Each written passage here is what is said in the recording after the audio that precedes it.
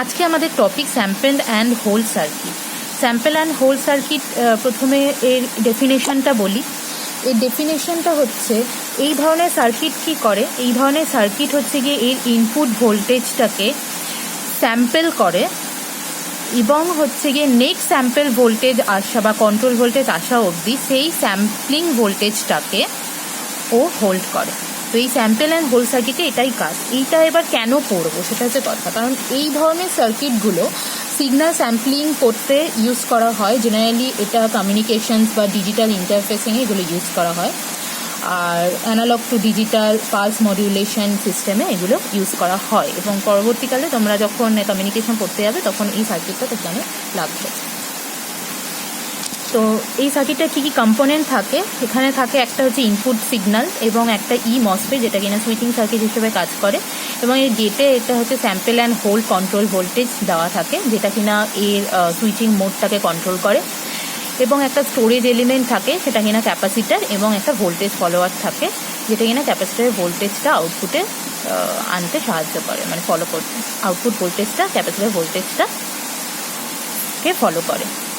এবার voltage follower সার্কিটটা কি? ভোল্টেজ ফলোয়ার সার্কিটটা যদি আমরা নন ইনভার্টিং অ্যাম্প্লিফায়ারটাকে দেখি, এটা একটা নন ইনভার্টিং অ্যাম্প্লিফায়ারের সার্কিট, যার কিনা নন ইনভার্টিং টার্মিনালি ইনপুটটাকে অ্যাপ্লাই করা হয় এবং একটা ফিডব্যাক পাথ দেওয়া হয়, যার ক্লোজ লুপ গেইন হচ্ছে গিয়ে V0 equal to V0 by V in, যেখানে আমি আউটপুট ভোল্টেজ সেভাবে লিখেছি V0 equal to 1 + RF by R1 into V in.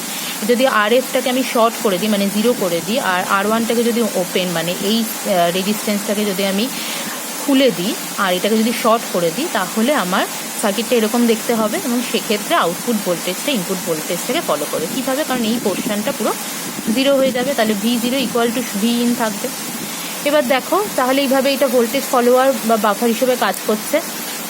কিন্তু এবার দেখো, যদি এবার এখানে ইনপুটে যদি একটা সিগন্যাল, এই সিগন্যালটা আমি অ্যাপ্লাই করি, এবং এখানে যদি আমি একটা স্যাম্পল অ্যান্ড হোল্ড কন্ট্রোল ভোল্টেজটা দিই, যেটা কিনা VS, ঠিক আছে, তাহলে কি হচ্ছে, যখন হচ্ছে VSটা হাই আছে, হাই ভোল্টেজ আছে,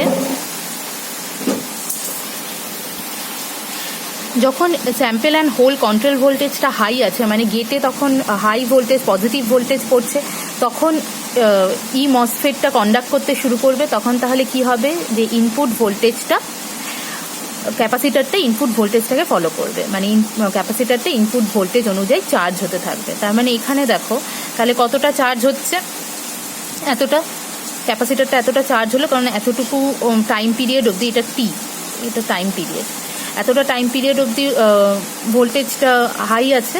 তো তখন ক্যাপাসিটারটা কি করবে, ওর ভোল্টেজটা ইনপুট ভোল্টেজটাকে ফলো করবে। যেই মুহূর্তে এই ভোল্টেজটা, এই কন্ট্রোল ভোল্টেজটা অফ হয়ে যাবে বা 0 হয়ে যাবে, তখন গেট ভোল্টেজটা 0 হয়ে যাবে, মানে তখন সুইচটা মসফেটটা অফ হয়ে যাবে, মানে এই সুইচটা অফ থাকবে, তার মানে ক্যাপাসিটারটা তখন আর ইনপুট ভোল্টেজকে ফলো করতে পারবে না, তখন ক্যাপাসিটারটা চাইবে ডিসচার্জ হতে। এবার ডিসচার্জিং পাথটা কি এখানে রয়েছে, কিন্তু এখানে দেখো যে আমরা জানি যে অপ-অ্যাম্পের ইনপুট রেজিস্ট্যান্স হাই, তো এখান থেকে ডিসচার্জ হতে পারবে না ক্যাপাসিটারটা, আর এখানে তো সুইচটা ওপেন হয়ে রয়েছে, মানে এই পাথটাও ফলো করতে পারবে না ক্যাপাসিটারটা। তাহলে কি হবে,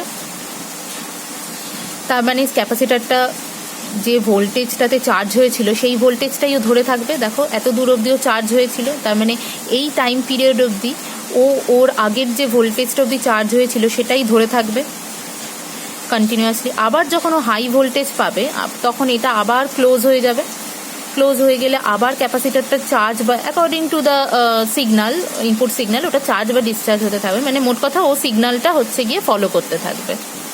এখানে দেখো,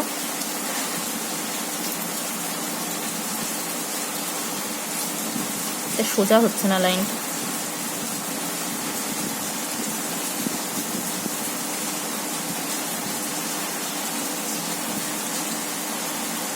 এখান থেকে আবার তাহলে কি হচ্ছে, এটা এরকমভাবে উঠলো, দিয়ে এইটা আবার উঠবে এখানটায়, দিয়ে এখানটা আবার ওই ভোল্টেজটাকে ধরে থাকবে, দিয়ে এখানটায় আবার ওর ইনপুট ভোল্টেজটাকে, যখনই আর কি ভোল্টেজটা হাই, তখন ও ইনপুট ভোল্টেজটাকে ফলো করবে, এরকম ফলো করবে।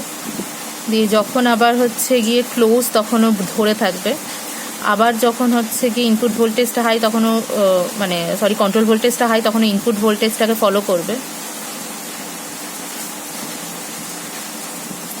যখন লো তখন সেটা ধরে থাকবে, আবার যখন হাই তখন সেটা ফলো করবে। এভাবে হচ্ছে কি ক্যাপাসিটরের ভোল্টেজটা ইনপুট ভোল্টেজে ফলো করবে। এবার যেহেতু এটা ভোল্টেজ ফলোয়ার, তাহলে আউটপুটে কি আমি ক্যাপাসিটরের ভোল্টেজটাই দেখতে পাবো, সেটাই আমি লিখেছি V0 = VC। তো এইভাবে একটা স্যাম্পল অ্যান্ড হোল্ড সার্কিট কাজ করে, এবং এটা ডিজিটাল কমিউনিকেশানে, তারপর ডিজিটাল ইন্টারফেসিং সার্কিটে, তারপর অ্যানালগ টু ডিজিটাল সার্কিটে, পালস মডুলেশন সিস্টেমে এই ধরনের সার্কিট ইউজ করা হয়। Thank you.